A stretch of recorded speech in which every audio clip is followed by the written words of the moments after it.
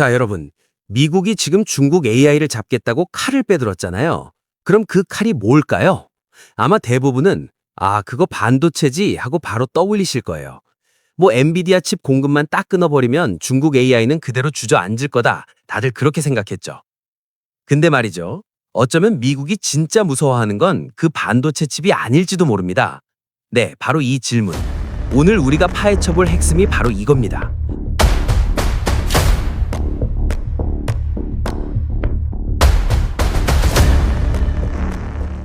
우리가 너무나 당연하게 생각해왔던 이 반도체 전쟁이라는 프레임, 과연 이게 전부일까요? 이 질문에 대한 답은요, 바로 이 숫자에 숨어 있습니다. 357만. 이게 뭘 의미하는 숫자일까요?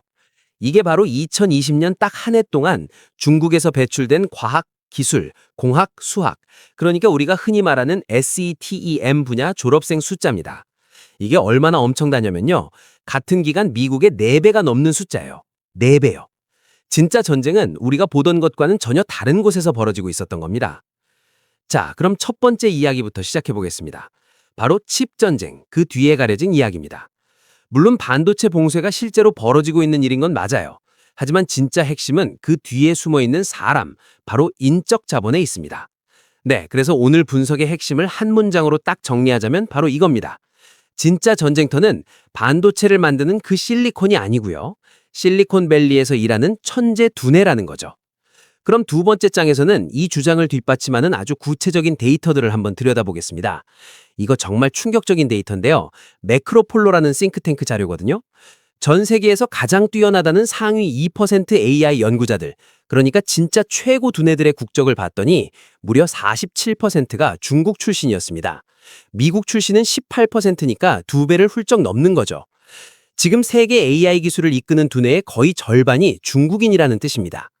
심지어 이 인재들은요, 미국 기술의 심장부인 실리콘밸리에서도 가장 핵심적인 역할을 하고 있어요. 최근에 오픈 AI의 핵심 연구원이었던 위자후이 그리고 비슈 차오 같은 사람들이 메타로 옮긴 게 대표적인 사례죠. 근데 여기서 끝이 아닙니다. 중국의 빅테크 기업들이 아예 실리콘밸리에 AI 태스크포스를 차려놓고 연봉은 부르는 게 값이다 이러면서 이 사람들을 다시 영입하고 있다는 거죠. 하지만 단순히 해외에 있는 인재를 데려오는 것, 여기서 그치는 게 아닙니다. 진짜 무서운 건요, 중국이 아예 자체적으로 세계 최고 수준의 인재를 길러내는 그런 파이프라인을 이미 완성했다는 점이에요. 이른바 칭화대 마피아 현상을 좀 보셔야 하는데요. 요즘 중국에서 가장 잘 나가는 AI 스타트업들, 그러니까 지프 AI, 미니맥스, 문샷 AI, 전부 칭화대 출신들이 세웠습니다. 특히 지프 AI는요, 아예 칭화대 연구실의 기술을 그대로 들고 나와서 만든 회사예요. 교수가 창업하고 제자들이 직원이 되는, 학문과 산업이 그냥 하나로 딱 붙어버린 학술파 생태계가 만들어진 겁니다. 자, 세 번째 장입니다. 여기서부터는 진짜 아이러니한 상황이 펼쳐집니다. 어떻게 미국의 정책이 의도치 않게 자기들의 가장 큰 경쟁자를 돕는 자충수꼴이 되었는지 그걸 한번 보시죠. 이 그래프 한번 보세요. 미국 정책재단 자료인데요. 전 세계 최고 인재들이 미국에서 일하려면 꼭 필요한 비자, 그러니까 바로 H-1B 전문직 취업 비자거든요. 근데 이 비자 거부율이 트럼프 행정부 때 무려 24%까지 치솟았어요. 이건 뭐 외국인 인재들한테 여기서 계속 일할 수 있을지 장담 못해라는 엄청난 불안감을 심어준 거죠. 존스 홉킨스 대학교에서는 이 현상을 인재 디커플링이라고 부릅니다. 예전에는 전 세계 천재들이 당연히 미국으로 가서 미국의 자산이 됐는데 이제는 그 흐름이 뚝 끊기고 있다는 아주 강력한 경고입니다. 그러니까요. 과거의 패러다임은 두뇌 유출, 즉 브레인 드레인이었어요. 중국의 똑똑한 인재들이 미국으로 다 빠져나갔죠. 하지만 지금은 정반대입니다. 역두뇌 유출, 리버스 브레인 드레인의 시대가 온 거죠. 비자 장벽에 막힌 최고 인재들이 다시 중국으로 돌아가면서 오히려 중국의 강력한 자산이 되고 있는 겁니다.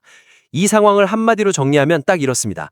AI 인재들이 이직할 때 가장 큰 리스크로 꼽는 게 바로 미국의 이 불안정한 이민 정책이래요. 결국 미국의 문 닫는 정책이 역설적으로 중국한테는 전 세계 인재를 끌어모으는 최고의 채용 설명회가 되어버리는 거죠. 정말 아이러니하지 않습니까?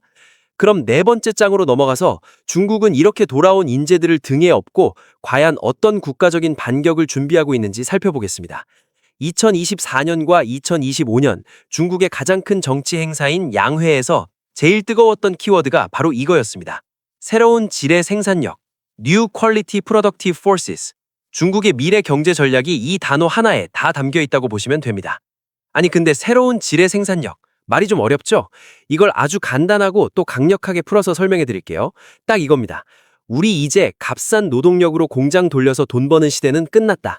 이제부턴 AI랑 데이터로 완전 무장한 고급 인재들이 만들어내는 혁신, 그걸로 먹고 살 거다. 바로 이 선언인 거죠. 그리고 이걸 실행하기 위한 구체적인 계획이 바로 AI 플러스 행동 계획입니다. 이게 단순히 IT 산업 키우자는 얘기가 아니래요. 제조업, 의료, 금융, 국가의 모든 전통 산업에 AI를 결합해서 경제 체질 자체를 완전히 뜯어고치겠다는 정말 거대한 프로젝트입니다. 자, 이제 마지막 장입니다. 지금까지 나온 모든 이야기들을 모아서 최종적인 결론을 한번 내려보겠습니다. 핵심 메시지를 다시 한번 강조해 드릴게요. 반도체 칩이요, 돈만 있으면 공장에서 찍어낼 수 있습니다. 하지만 천재적인 두뇌, 즉 인재는요, 하루아침에 뚝딱 만들어낼 수가 없어요. 수십 년에 걸친 꾸준한 투자가 필요한 전혀 다른 차원의 자산이죠.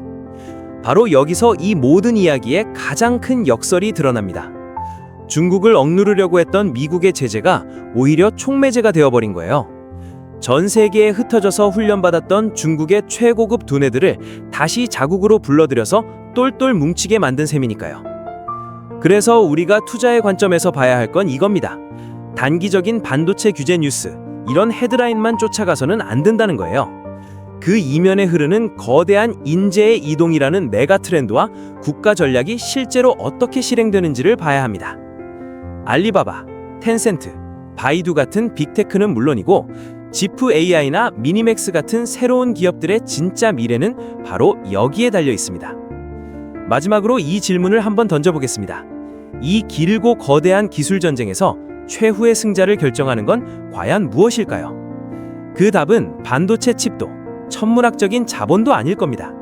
이 모든 것을 만들고 움직이고 또 혁신하는 건 결국 사람이니까요. 그렇기 때문에 기술 전쟁의 승패는 언제나 결국 사람이 결정하는 겁니다.